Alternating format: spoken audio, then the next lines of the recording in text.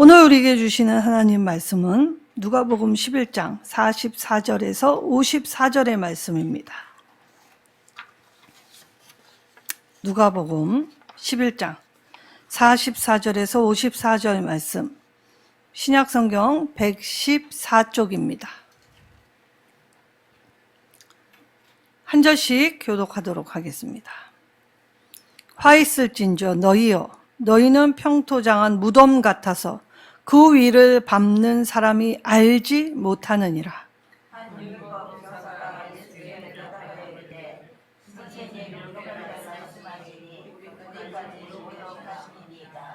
이르시되 화 있을진저 또 너희 율법 교사여, 지기 어려운 짐을 사람에게 지우고 너희는 한 손가락도 이 짐에 대지 않는도다.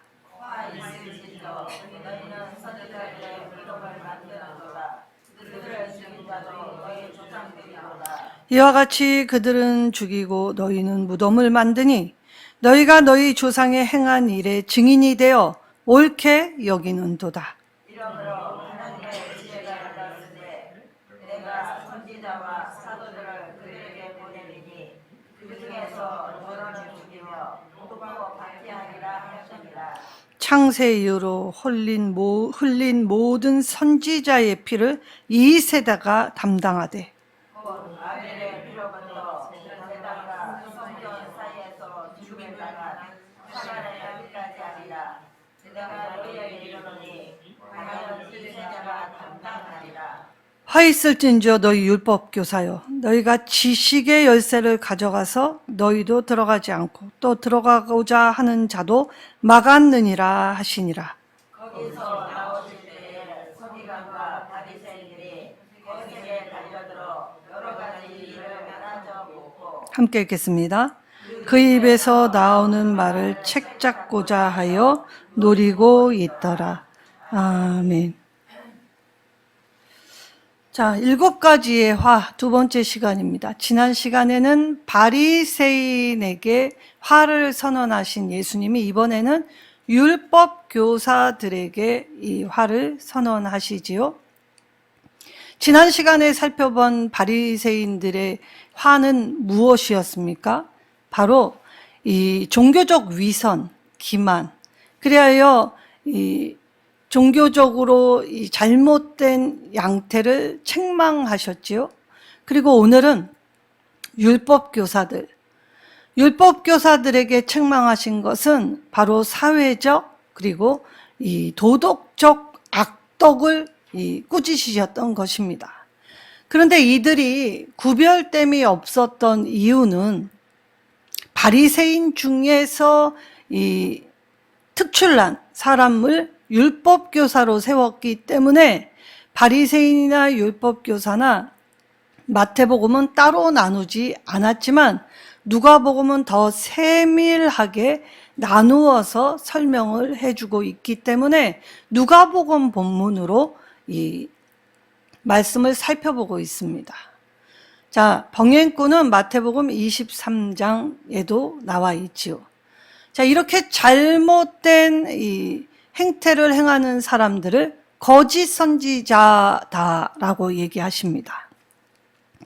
오늘 이 누가복음은 특별히 이 3가지 비유를 통해서 율법 교사의 악덕들 무엇이 있나라고 이 말씀하실 때에 이들이 예수님의 책망을 듣고 한 반응을 살펴보면 먼저 45절에 예수님의 책망을 듣고 나를 모욕했다라고 받았다는 것에 주목해야 하지요.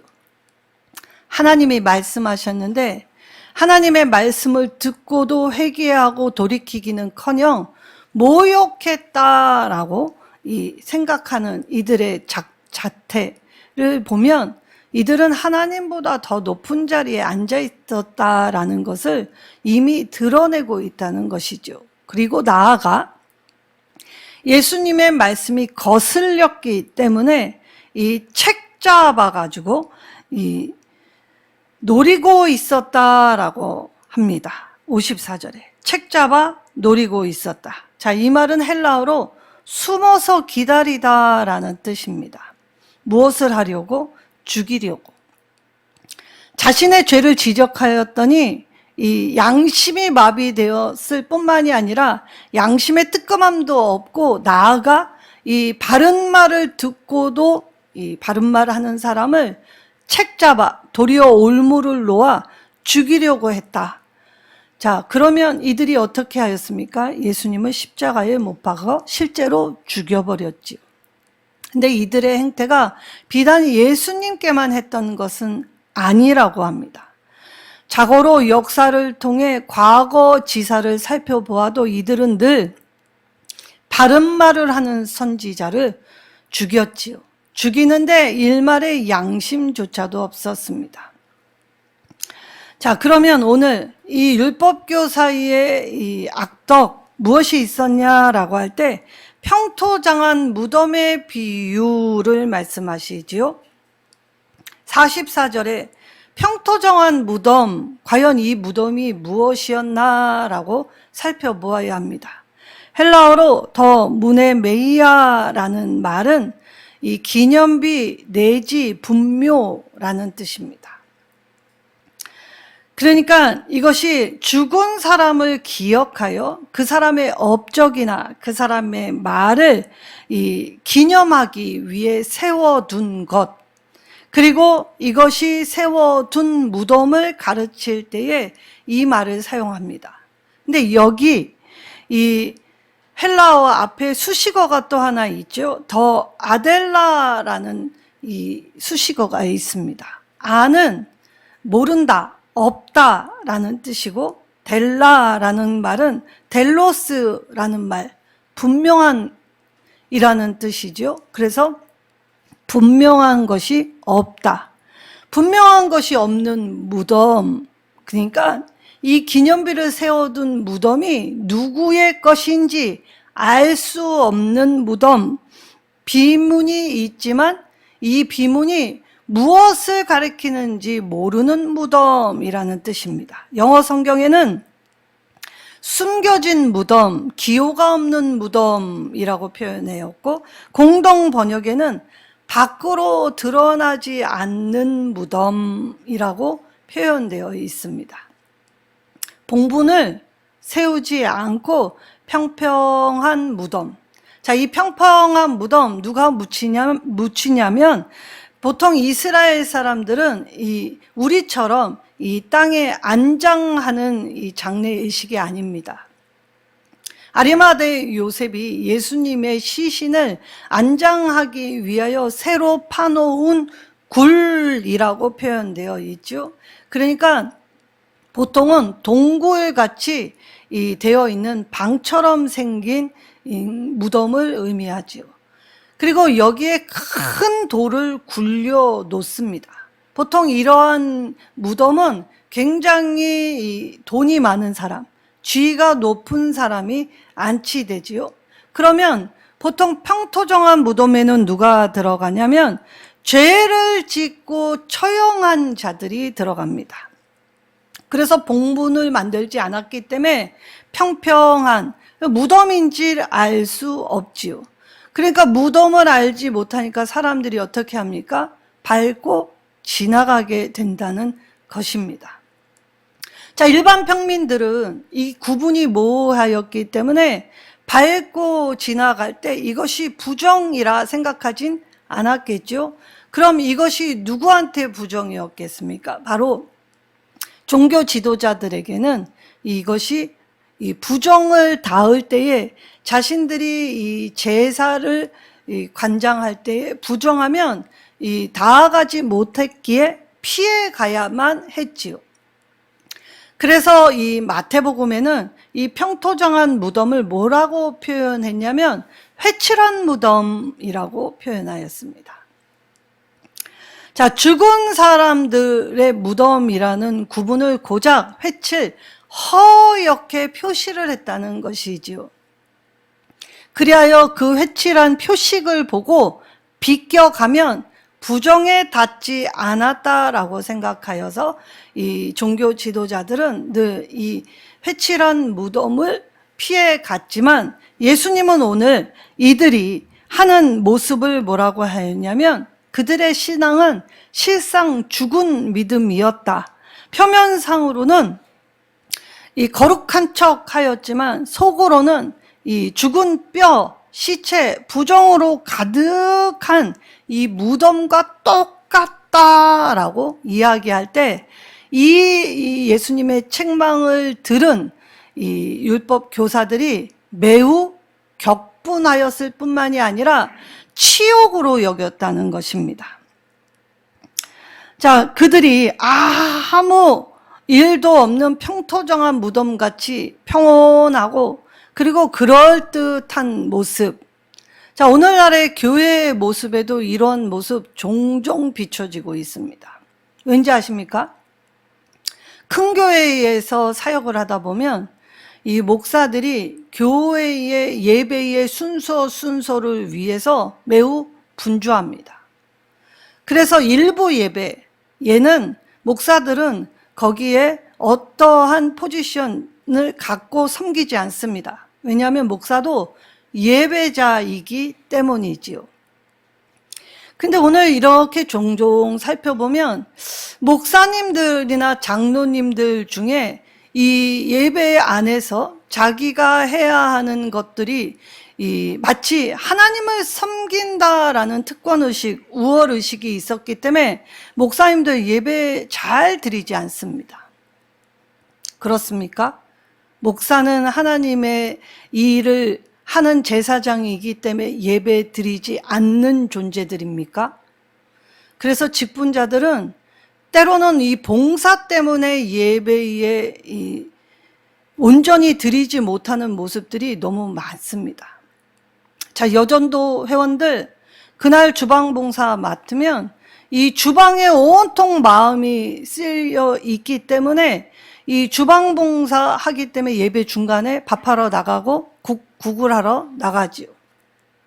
그럼 먼저 앞전에 예배를 드려야 합니다. 근데 우리 교회 같이 예배가 딱 한 번 있는 교회들 어떠합니까? 예배 시간에 봉사가 우선이 되지요. 차량위원들 예배 드리러 오는 성도들을 배려하고 섬긴다는 명분 아래에 예배가 시작되었어도 들어오지 않지요. 우리가 오늘 하나님 앞에 내가 하나님의 일을 감당할 때에 예배의 정신을 똑바로 모르면 나는 예배자로 설 수 없습니다. 그러기에 예배의 정신을 간과하기에 내가 예배의 현장에 있고 예배의 일을 봉사하면 다 하고 있다는 잘못된 사고를 있기 때문에 하나님 앞에 예배의 모습이 흐트러지는 것이지요. 그래서 오늘 예수님은 이 내 속에 있는 것들을 점검해 보라고 말씀하셨지만 오히려 이들은 모욕이다라고 이야기해서 예수님을 향해 격분을 하게 됩니다. 여러분, 우리가 맞는 말, 옳은 말, 그리고 뼈 때리는 말 들으면 보통은 다 이렇게 반응합니다. 왠지 아십니까? 지는 이라는 생각을 가지고 있기 때문이죠. 지는 잘하나? 그렇게 얘기하는 지는 똑바르나? 이러한 생각을 가지고 있기 때문에 내게 지적질을 하게 되면 사실 이 지적질의 말을 듣고 아, 그렇군요. 제가 참 잘못했습니다. 라고 겸손하게 받는 사람 드뭅니다. 또 겉으로는 그럴듯하게 아, 예, 그렇습니까? 라고 하지만 집에 가 엄청 기분 나쁩니다. 자, 우리나라 말 중에 참 특이한 말들이 있습니다. 자, 기분 나쁘게 듣지 마 라고 말을 하며 말을 시작하지요. 그럼 그 말을 시작할 때에 그가 하는 뒷말은 무슨 말이겠습니까? 기분 나쁜 말이지요. 그런데 전제 조건에 기분 나쁘게 듣지 마라고 얘기한다 한들 기분 나쁘게 안 듣습니까? 우리가 먼저 누군가에게 말하기에 앞서 내 자신의 모습을 살펴보면 누군가에게 섣부른 말, 가르치는 자리에 쉽게 설 수 없지요. 그래서 예수님은 가르치는 자리에 있었던 율법 교사들에게 먼저 너 자신을 살피고 점검하라고 말씀하셨던 것입니다. 자, 두 번째, 지기 어려운 짐을 지운다라는 이 비유를 말씀하시지요. 자, 율법 교사들에게 화 있을진저라고 이야기하면서 지기 어려운 짐, 무거운 짐, 무슨 짐이었을까요? 이건 율법 자체를 의미하는 것이 아닙니다. 율법 교사들이 이 율법을 해석해 놓은 자기들의 해석을 백성들이 지키지 않을 때에 격분했다는 것이지요. 자, 율법은 10가지 계명밖에 없었습니다. 10계명. 10가지의 계명을 지키는 데에 있어서 율법 교사들이 해석을 어떻게 해 놓았냐면 613개로 분류하여 어마어마하게 나누어 놓았고, 이것이 먼 훗날 랍비들에 의하여 또 해석될 때는 2134가지로 많아졌기 때문에 10가지의 계명에 613개 그리고 2000개가 넘는 이 계명들을 세분화해 놓았으면 여기에 안 걸릴 사람이 누가 있겠습니까? 모두 다 걸리지요. 하나님의 말씀의 자유함이 아니라 오히려 하나님 말씀의 감옥에 갇혀서 오도 가도 못하는 상태로 만들어 놓았다는 것입니다. 이때 자기는 손가락 하나 까딱하지 않았다라는 말 무엇입니까? 자기들은 지키지 않았다는 것입니다. 백성들은 이처럼 지키라고 해놓고 자기들은 지키지 않아도 된 것은 무엇입니까? 자기가 하나님 말씀을 가르치는 특권의 자리에 있었기 때문이다라고 생각해서였다고 합니다. 정말 하나님의 말씀을 가르치는 특권이 이러한 것입니까? 자기는 손 하나 까딱 안 하고 일반 백성들을 숨막히게 쪼여서 그렇게 그 사람들이 자기의 생각대로 움직이게 만드는 것, 이것이 하나님이 원하시는 뜻이었습니까? 자기들이 하는 모든 행태가 얼마나 완악하고 교만한 것인가를 깨닫지 못한 종교 지도자들은 이러한 일을 가감없이 일하게 되었지요. 그래서 예수님이 마태복음 11장 28절에 수고하고 무거운 짐진 자들아 다 내게로 오라, 내가 너희를 자유케 하리라 라고 선언하셨던 것입니다. 하나님의 율법은 그런 것이 아니었습니다. 우리가 하나님의 말씀을 듣고 사람과 사람 사이를 살아가게 될 때에 이것이 하나님이 기뻐하시는 일이 아니라면 이렇게 하면 안 되지라는 자각, 그리고 그렇게 행하고 있는 그 사람을 향한 국률한 마음, 나도 한때 너와 같은 때가 있었다. 그리하여 그 생각을 가질 때 서로 받을 수 있게 되지요. 그러나 이들은 가르침에 안중없습니다. 사람들의 평판, 명망, 그리하여 자기들이 하고자 하는 일을 그 사람들이 대신 지워주기를 원한 편리함, 그리고 자신들의 원함을 남들이 해주길 바람으로 살아갔다는 것이지요. 하나님은 우리를 말씀의 감옥에 가둬주신 분이 아닙니다. 오히려 죄의 권세에서 해방해 주셨지요. 그래서 말씀을 들으면 살아나야 하고, 말씀을 들으면 위로받고 일어서야 하는 것입니다. 그래서 믿음은 7번 넘어져도 8번 일어나는 것, 그리고 악인이 악한 날에 회개하여 주께 돌아오기까지 기다려 주시지요. 오늘 이 하나님의 사랑을 우리가 인간적인 생각으로 해석, 그래서 이 해석의 철학이, 인간의 사상이, 그리고 인간의 오름이, 그리고 자기 멋대로의 판단이 들어오면 하나님의 율법의 감옥에 갇혀서 이 하나님의 말씀을 오용, 오보하게 만들었다는 것입니다.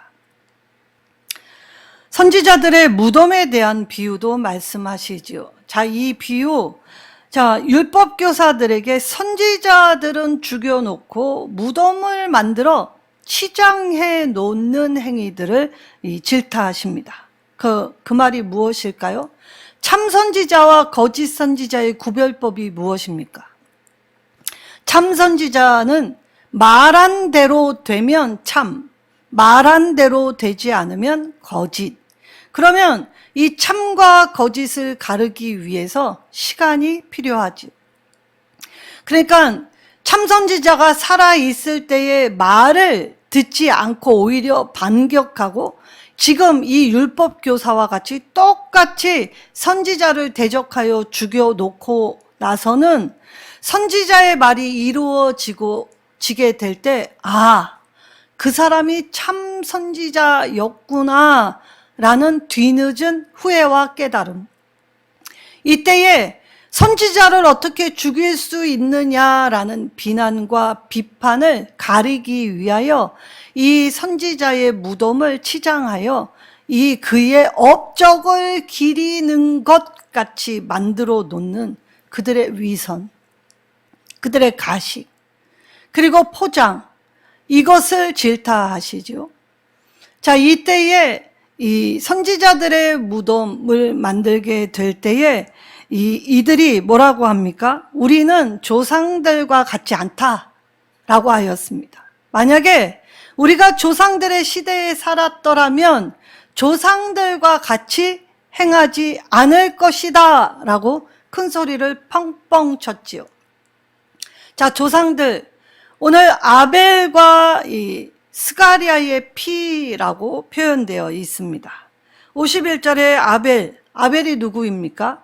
자, 하나님의 사람들이 처음 하나님께 제사를 드렸던 건 가인과 아벨이었습니다. 하나님께 드린 첫 제사는 살육의 제사였습니다. 하나님께 드린 이 제사가 왜 살육의 제사가 됩니까? 이 형 가인이 동생 아벨을 시기하고 질투하여 화를 자제하지 못해서 이 동생을 죽이지요. 이때의 아벨의 피를 하나님이 뭐라고 말씀하십니까? 의로운 자의 피라고 하십니다. 왜냐? 그의 제사를 하나님이 받으셨기 때문이지요. 그때 그의 제사는 제사 행위를 말씀하시는 것이 아닙니다. 아벨과 그의 제사라고 표현되어 있지요. 그러니까 아벨이 삶으로 하나님과 동행하여 하나님께 드린 그 삶이 예배 자체였다라고 하여서 의로운 자, 그러나 의로운 자는 이 세상에서 핍박을 받을 수 있는 것을 이 성경 말씀을 통해 알 수 있습니다. 하나님, 의로운 자가 왜 먼저 죽어야 하냐고, 왜 고통받냐고, 어찌 이럴 수 있느냐고 우리는 불평하지만 첫 제사 아벨은 의로운 자였지만 이 형의 불의한 자의 손에 죽는 것이 이 땅의 역사입니다. 그러면 유대인들에게 역대기, 창세기에서 역대기는 이 이스라엘 역사의 처음과 이 끝이라고 볼 수 있지요. 그럼 처음의 죽음은 아벨, 마지막 죽음은 스가랴였다라고 합니다. 스가랴의 죽음은 어디에서 죽습니까? 성전 뜰에서 죽습니다. 요아스 왕이 이스라엘의 우상 숭배를 지적하는 선지자의 소리를 못마땅하게 여겨 왕의 권력으로 성전 뜰에서 돌을 쳐서 죽이게 되지요. 선지자들이 옳은 소리를 하였다고 하여 이들이 죽였지만 실상 그들이 역사를 지나 우상 숭배로 날아가 아예 망하고 민족이 흩어진 끝자락에서 그제야 이 스가랴 선지자의 목소리를 듣게 될 때에 그때 그 선지자의 말에 우리가 돌이켰더라면 오늘 이 어려운 실정을 맞이했을까라는 뒤늦은 후회를 했다는 것입니다. 그 역사를 흐르고 난 후에 오늘 예수님의 시대에 종교 지도자들이 지금 우리는 그들과 같지 않다라고 강하게 이야기하였지만 실상 그들도 조상들의 죄와 별반 다르지 않았지요. 예수님의 이 말씀을 듣고 모욕으로 받아 쳐 죽일 계획을 세웠고 그 계획을 세웠을 뿐만이 아니라 계획을 이루어 갔다는 모습. 그래서 예수님을 십자가에 처형하는 데까지 앞장섰던 사람들은 바로 이 율법 교사들이었다는 사실. 그러니 오늘 이들이 조상들과 다르다, 나는 너와 다르다라고 하지만 실상 너나 나나 다르지 않다라고 하나님이 말씀하신다는 것이죠. 이 율법 조문을 통하여서 율법 교사들이 이루고자 했던 건 무엇입니까? 백성을 자기 마음대로 통제하고 이용하려는 마음으로 백성을 대했다는 것입니다. 그리고 마지막으로 지식의 열쇠의 비유를 52절에 말씀하십니다. 자, 지식의 열쇠 무엇을 말씀하십니까? 이 율법 교사들의 가르침을 비유하는 것입니다. 율법 교사들의 가르침, 천국의 열쇠를 받았다고 해도 과언이 아니지요. 율법 교사들의 말을 듣고 수많은 사람들이 영향을 받았기 때문입니다. 그러니까 이들의 잘못된 가르침을 일반 백성들은 하나님 말씀으로 받을 수밖에 없었지요. 그래서 이 율법 교사들의 해석이 굉장하다, 놀랍다, 최고다 라고 여길 정도로 백성들이 환호하였다는 것입니다. 영향력을 끼칠 수 있는 자리에서 작은 말. 자, 오늘날의 목사님들이 설교할 때에 종종 이 세상의 비판을 받습니다. 왜 그렇습니까? 그만큼 영향력을 끼칠 수 있는 자리에 있었다는 것이죠. 자, 우리들끼리 사석에서 하는 말은 사실 나라님도 욕하는 것입니다. 그런데 공적으로 송출이 되면 여기저기 모든 이방 사람들까지도 들을 수 있게 될 때에 그 자기가 한 말에 책임을 져야 했기 때문에 그 말로 비난을 받게 되지요. 그래서 종종 큰 교회에 이 목회를 하시는 목사님들의 설교에 세상 기사로 나올 정도로 맹렬한 비난을 받게 되는 것도 이러한 것입니다. 많은 영향을 줄 수 있는 자리였기 때문이지요. 그러니까 천국의 열쇠, 지식의 열쇠를 가졌다 할 수 있겠지요. 이들이 천국의 열쇠를 가지고 자신이 가지고 있는 특권을 오용하게 될 때에 자의적 해석, 하나님의 생각, 하나님의 뜻, 하나님의 마음을 헤아리는 것이 아니라 자의적 해석, 그래서 율법의 종교적 형식의 틀만 강화하고 종교적 형식으로 그들의 신앙을 가름하는 잣대를 만들었기 때문에 이 겉으로 보이는 것으로 믿음이 있다, 없다라고 판단하고 많이 들으면 믿음 있는 것, 적게 들으면 믿음 없는 것이라고 사용하여서 이제 백성을 많은 사람 앞에서 공개적인 망신을 주게 돼도 누구도 토를 못 달게 되었지요. 그러니 얼마나 큰 능력과 권세를 가지고 있는 것입니까? 공개적 망신을 줬는데도 그 사람은 항변조차 할 수 없는 자리, 어쩌면 세상 왕보다도 더 큰 특권을 누리고 있는 자리, 바로 이 율법 교사들의 자리였다는 것입니다. 그래서 이들은 백성들에게 옳게 가르치지도 않았고, 그리고 천국으로부터 멀어지도록 종교의 틀에 가둬두고 종교의 형식으로 무장하여 그렇게 하나님 앞에 예배, 참되게 예배하는 자리가 아니라 형식적 자격, 그리고 자기가 하고자 하는 이 모습 안에서 사람들의 인정을 바라는 것, 그걸 강화했다는 것이죠. 바리새인이나 종교, 율법 교사나 모두 이 사람들의 인정을 하나님의 인정보다 더 우선시하였습니다.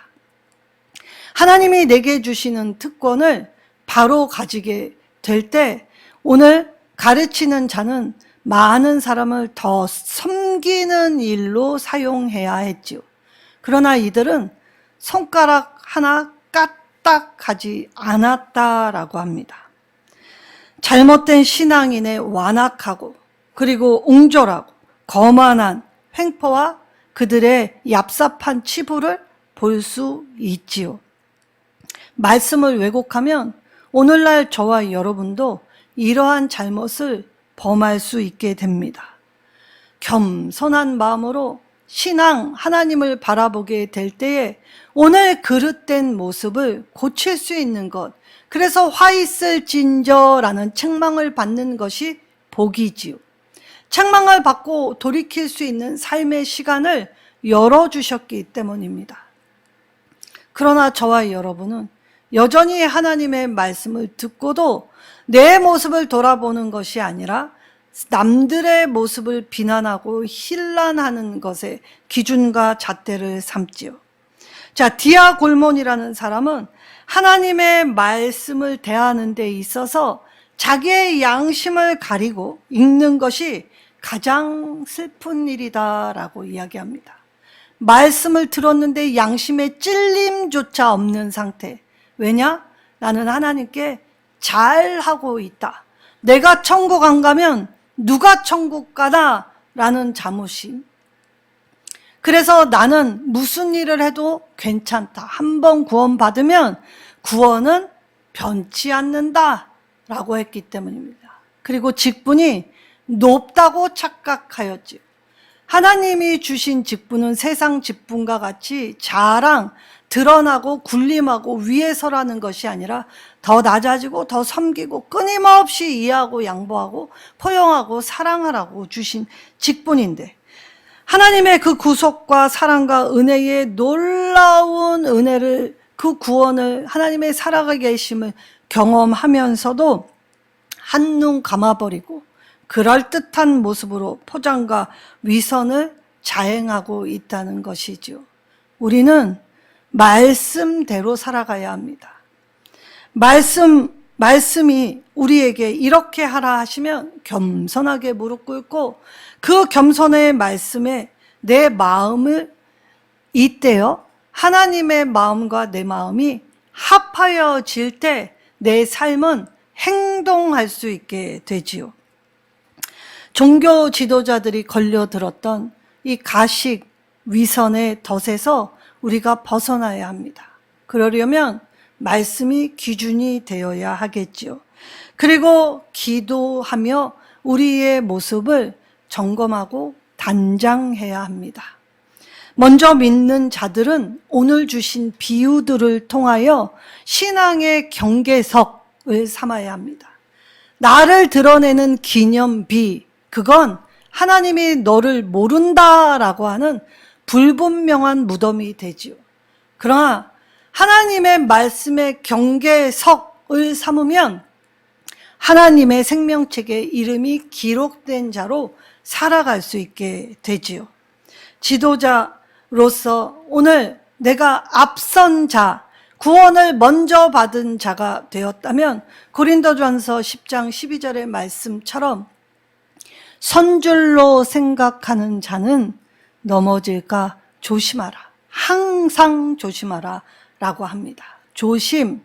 내가 순간 나를 자랑하고 내 업적, 한 사람의 인정, 그리고 내 것 포장하는 일에 급급하지는 않았는지. 그리하여 진짜 향기는 하나님 앞에서 우리 모두는 벌거벗은 자임을 자각하는 일입니다. 죄악이 들어오면 하나님 앞에서 내 벌거벗음이 부끄럽기 때문에 스스로를 가리우지요. 그러나 우리 모두는 에덴의 첫사람의 모습처럼 하나님 앞에 벌거벗은 자가 되어야 합니다.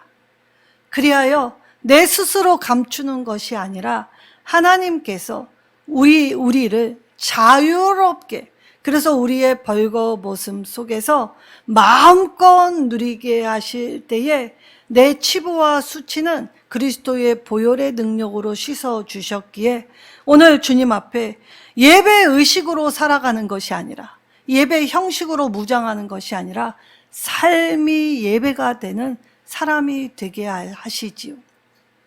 오늘 이 말씀을 듣고 한 주간 살아가시는 저와 여러분, 한 주간의 삶에서 오늘 화 있을진저, 이렇게 살면 안 되는구나, 내가 잘하고 있다고 생각하는 것이 착각이었구나, 첫 마음, 첫사람, 첫 시작, 내가 다시 돌아가자, 복음으로, 하나님을 의지함으로, 하나님의 이름을 부름으로, 나를 만나주신 첫 구원의 감격을 생생히 기억하여 내 죄를 아뢰고 하나님 앞에 주의 이름을 날마다 부르면서 선다고 노력하게 되면 우리는 복음을 위해 품을 수 있는 넓은 사람이 되죠. 그리고 용기 있게 감당할 수 있는 사람이 됩니다. 내가 하는 것이 아니라 나를 통한 주님의 일, 주께서 하십니다. 우리가 할 것은 주님께 맡기고 주의 이름을 부르며 주와 함께 동행하는 일일 것입니다. 오늘 우리가 주의 말씀 책망, 우리에게 기회, 사랑과 은총의 은혜라는 것을 떠올릴 때에 화 있을진저 라고 말씀하시면 아멘으로 받는 겸비하고 겸손한, 그래서 하나님이 찾으시는 단 한 사람, 저와 여러분 되시기를 예수님의 이름으로 축원합니다.